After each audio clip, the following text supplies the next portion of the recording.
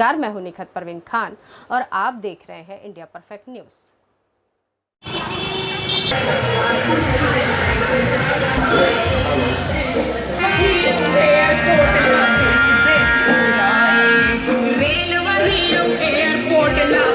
बेच के खाए तोले लाज नहीं आई फेंको दे देश के मान घटाए तोले लाज नहीं आई मोदी दे झंडा लमूक बनाए।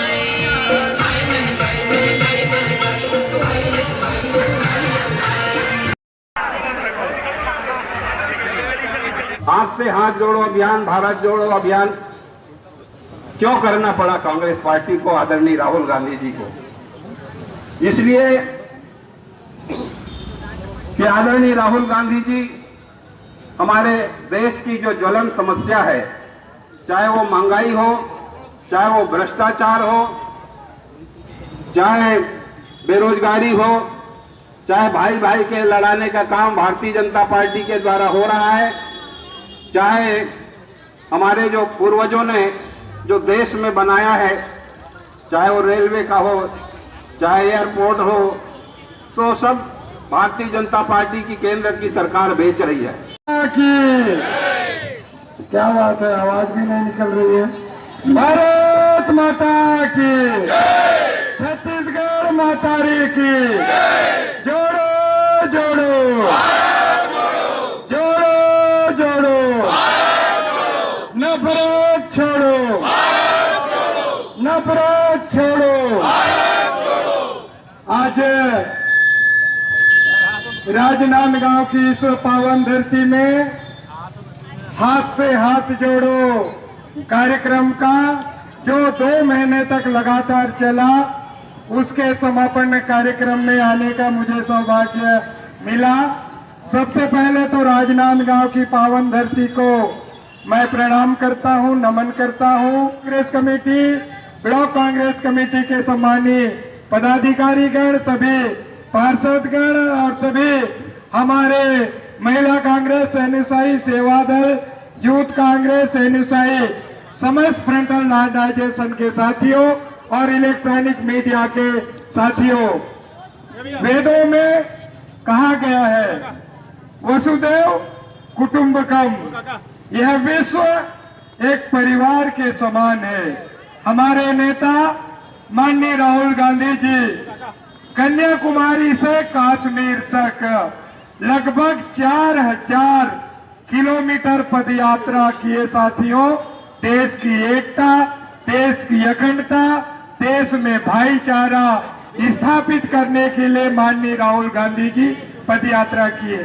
साथियों, इस देश का जो हमारा संविधान है, देश का संविधान देश के हर नागरिक को मौलिक अधिकार देता है। देश का संविधान हर नागरिक को बोलने की आजादी देता है। इस देश का संविधान हर नागरिक को अपने धर्म, संप्रदाय, भाषा, भाषी के अनुसार बोलने की आजादी देता है। मगर देश में कथाकथित धर्म के ठेकेदार लोग देश को भाई से लड़ाने का काम किया जाता है। साथियों, मजहब नहीं सिखाता आपस में बैर रखना, हिंदी है हम वतन है हिंदुस्तान हमारा। यह देश सभी धर्मों, सभी वर्गों, सभी जातियों का है। साथियों, मगर कुछ लोग देश को बांटना चाहते हैं। महान स्वतंत्रता संग्राम सेनानियों ने देश को एक सूत्र में पिरोकर, जो अंग्रेजों के बारे में कहा जाता है, अंग्रेजों का राज्य विश्व में कभी अस्त नहीं होता।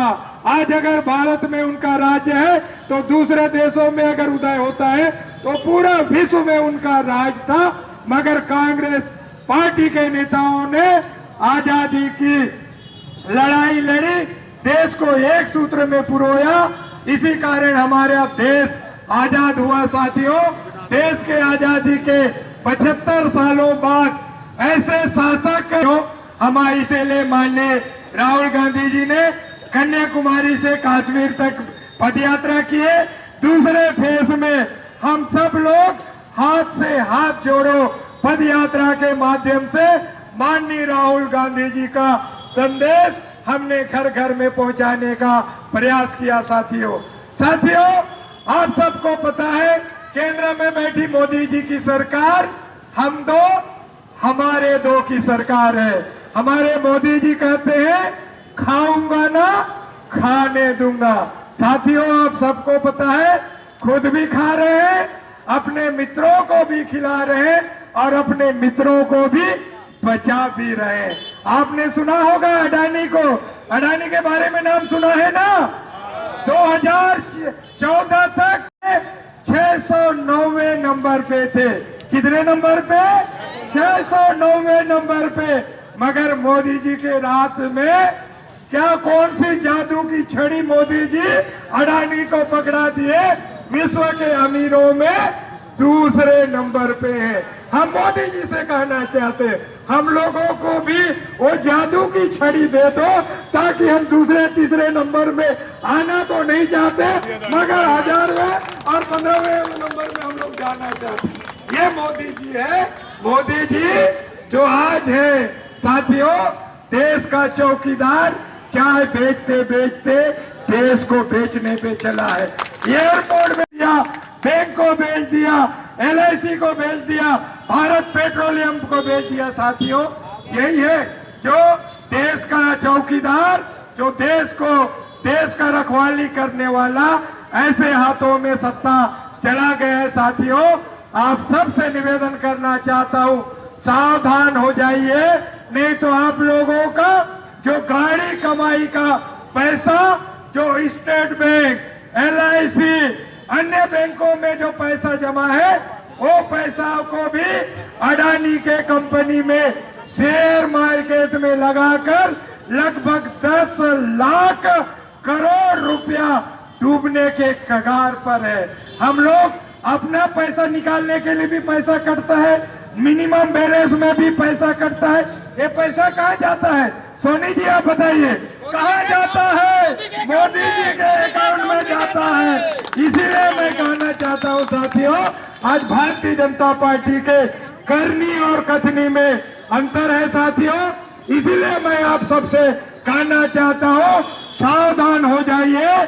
2004 से 2014 तक डॉक्टर देश बिक रहा है। साथियों क्या हो रहा है? देश बिक रहा है। इसीलिए आप लोगों को सावधान होना पड़ेगा।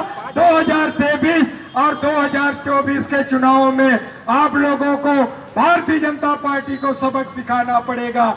छत्तीसगढ़ में हमारी सरकार माननीय मुख्यमंत्री भूपेश बघेल जी के नेतृत्व में छत्तीसगढ़ में कांग्रेस की सरकार है। साथियों हमारे मुख्यमंत्री कांग्रेस की सरकार छत्तीसगढ़ का तस्वीर और तकदीर बदलने का काम किया है।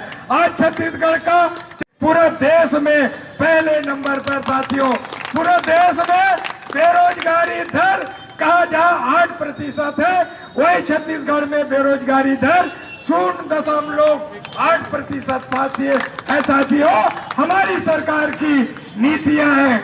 यहाँ से आपके राजनांदगांव से डॉक्टर रमन सिंह जी 15 साल से सरकार के मुखिया रहे भारतीय जनता पार्टी के, मगर आप सबको पता है 15 सालों तक सिर्फ और सिर्फ झूठ बोलने का काम किया। 2003 में भारतीय जनता पार्टी का कहना साहब हर किसान का कर्जा माफ। इन्होंने कहा था बेरोजगारी भत्ता देंगे, 12वीं पास पढ़े लिखे लोगों को नौकरी देंगे, 5 हाथ कृषि पंप का माफ करेंगे, 2100 रुपये धान का समर्थन मूल्य देंगे। मगर ये डॉक्टर रमन सिंह जी ने कुछ नहीं किया। इसलिए 15 साल राज करने के बाद 15 सीटों में सिमट गया। आज आप लोग भी यहाँ से मुख्यमंत्री हैं मगर 15,000 ले देकर 15,000 16,000 वोटों से जीते हैं। इस बार डॉक्टर रमन सिंह जी को सबक सिखाएंगे कि नहीं सिखाएंगे? आवाज में दम नहीं है, सिखाएंगे कि नहीं?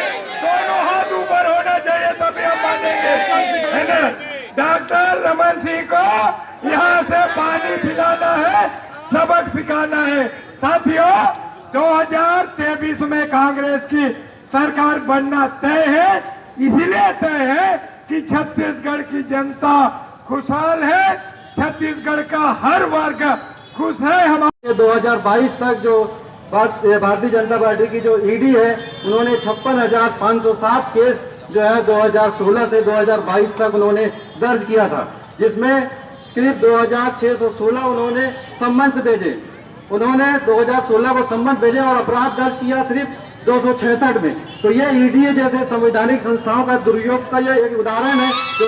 हमारा चैनल सब्सक्राइब, लाइक, शेयर करें और बेल बटन दबाना ना भूलें।